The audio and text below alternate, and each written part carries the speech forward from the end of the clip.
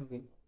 Hello friend, चलिए हम लोग अब नेक्स्ट टॉपिक से स्टार्ट करते हैं। यूनिट्स ऑफ मेमोरी से। ठीक है, अब यूनिट्स ऑफ मेमोरी क्या होती है कि जैसे हर एक चीज को काउंट करने का एक क्या होता है, एक मानक होता है। ठीक है, ऐसी मेमोरी को काउंट करने की जो यूनिट्स होती है उसको हम देखेंगे। तो हमारी मेमोरी भी काउंट करने की क्या होती है, यूनिट्स होती है।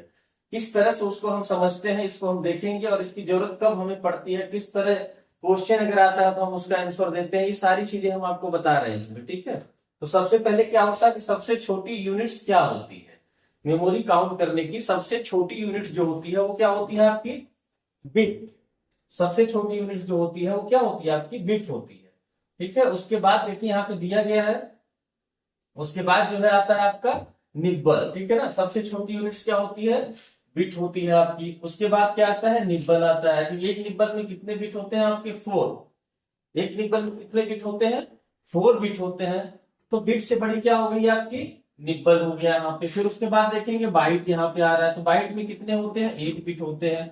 ठीक है, ये इस दोनों में से आपके सबसे ज्यादा क्वेश्चन किए जाते हैं, क्योंकि यहाँ का जो मानक होता है ना, ये गेस करने या गेस नहीं कर सकते आप। जो इसको नहीं पढ़ा होगा, जिसको इसके बारे में जानकारी नहीं होगी, वो गेस नहीं करेगा, क्योंकि इसका बाकी के जो सिस्टम काउंट करने के होते हैं 1024, मतलब 1024 से आप काउंट करते हैं। देखेंगे इसके बाद जो भी चलेगा वो सारा क्या होगा, 1024 से चलेगा। ठीक है, और जनरल आप जो करते हैं वो 1000 से करते हैं। यहाँ पे ऐसा नहीं होता है। अगर आपसे कोई पूछ ले कि 1 byte is equal to how many bit, condition में क्या होगा, आप ये बता देंगे। आपके दिमाग में यही होगा कि 1000 का ही चलना चाहिए, 1024 का चलना चाहिए। लेकिन ऐसा नहीं होता। यहाँ पे क्या है, देखिए 8 बिट है। ठीक है, इसलिए आपको सबसे ज्यादा कंफ्यूजन जो होता है इन दोनों में होता है, और सबसे ज्यादा जो क्वेश्चन किए जाते हैं इन्हीं से किए जाते हैं आपके। ठीक है, तो सबसे पहले आपको क्या ध्यान देना है, तो सबसे छोटी यूनिट जो होती है वो क्या होती है, आपकी बिट होती है। ठीक है, उसके बाद जो बिट से बड़ा होता है वो क्या होता है, आपका निब्बल होता है।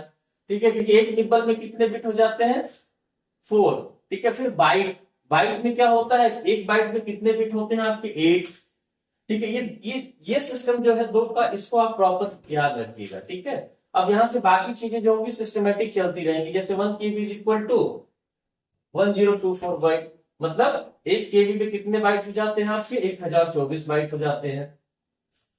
फिर इधर आते हैं तो केबी के बाद जो चीजें आती हैं वो क्या हो जाती है, एमबी।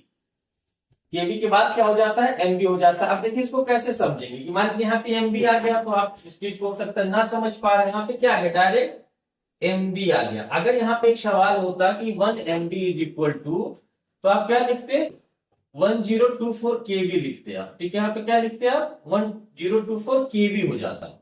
ठीक है ना, मतलब ये जो है 1024 हो जाता है इसमें। आप इसको भी समझिएगा, क्योंकि यहाँ पे ऐसी चीजें नहीं दी गई। यहाँ पे आपने क्या किया, 1 KB is equal to 1024 byte, फिर यहाँ पे एमबी आ गया, फिर एमबी का कन्वर्जन आपको नहीं मिला। ठीक है, तो आप इस तरह से समझिएगा। यहाँ पे आएगा 1 KB इज इक्वल टू क्या हो जाएगा, 1024 बाइट हो जाएगा। यहाँ पे ये क्या हो गया, बाइट हो गया आपका। फिर नीचे आ रहे हैं तो फिर 1024 अगर यहाँ पे है केबी, तो यहाँ पे क्या आ जाएगा, 1 MB आ जाएगा आपका। यहाँ पे क्या आ जाएगा, 1 MB आ जाएगा। ऐसे ही चलेगा आपका। फिर यहाँ पे क्या हो जाएगा, 1024 अगर आप लिखते हैं क्या, MB लिख देते हैं, तो बराबर क्या हो जाएगा, 1 GB हो जाएगा। तो आप इसको बहुत अच्छे तरीके से समझिएगा।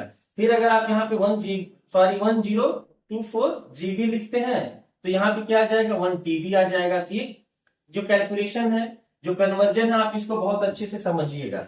ये दिया गया है यहाँ पे, बहुत छोटे में बता दिया गया। तो यहाँ पे 1 byte is equal to 8 bit, 1 KB is equal to 1024 byte हो गया आपका। फिर 1 MB इज इक्वल टू क्या कह रहा है, 1024 KB, मतलब ये यहाँ पे आ गया आपका।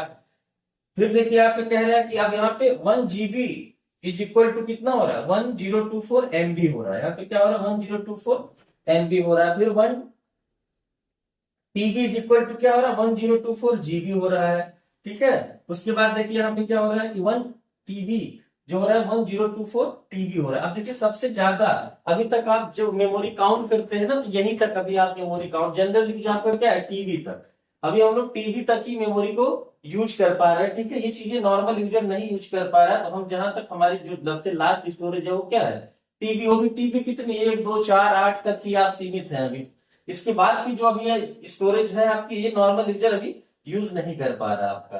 ठीक है, ये हमारे क्या हो गए, मेमोरी काउंट करने के यूनिट्स के एक डिस्क्रिप्शन है, ठीक है, किस तरह से हम इस चीज को क्लियर करेंगे, ठीक है। तो आप अपने से भी कर सकते हैं, इसमें ऐसी कोई चीज नहीं लिखी हुई है, अगर आपको ये चीजें पता रहेंगी तो आप अपने से ही कर देते हैं। अब जैसे मान लीजिए यहाँ पे देखिए सबसे छोटी क्या हो गई, बिट, उसके बाद क्या हो गया आपका निब्बल, ऐसे आप समझ जाएंगे।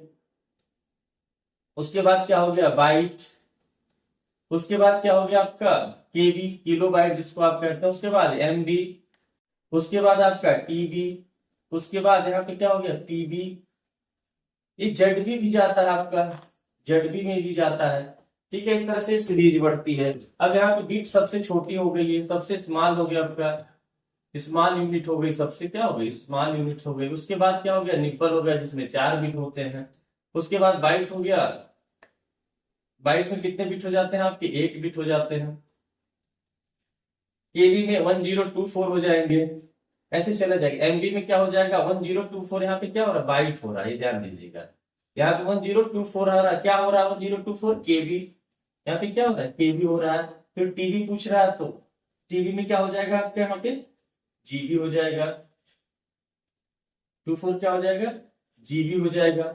इस तरह से पीबी में आपका टीबी हो जाएगा, टीबी में यहाँ पे इस तरह से कैलकुलेशन क्या हो जाएगा चलता रहेगा, ठीक है। अगर यहाँ पे जीबी हो गया फिर यहाँ पे पीबी है तो 1024 क्या हो जाएगा आपका टीबी हो जाएगा। इस तरह से ये प्रक्रिया चलती रहेगी, ठीक है। तो आप अपने बहुत बड़ा ऐसा कुछ नहीं था, फिर भी इसमें आप क्या है कि समझ सकते हैं, और बहुत छोटे छोटे क्वेश्चंस जो बनेंगे आपको बता रहे हैं, अभी तक जो चीजें आई हैं तो आपको सबसे ज्यादा फोकस इस पे करना पड़ता है, ठीक है। कभी कभी दे देता है कि मेमोरी काउंट करने के लिए, इसमें से भी पूछा जा सकता है लेकिन बहुत कम, ठीक है ना। तो आप इसको फोकस करिएगा, बहुत बड़ा चैप्टर ये नहीं है, ठीक है। बस एक सिस्टमैटिक तरीका है मेमोरी काउंट करने का जो आपको आना चाहिए। इतनी बड़ी बड़ी चीजें आप पढ़ रहे हैं तो ये भी चीजें आपको प्रॉपर आनी चाहिए। अब यही पे हम क्या करते हैं, इस वीडियो को पोस्टपोन करते हैं, ठीक है। नेक्स्ट टॉपिक में फिर देखा जाएगा।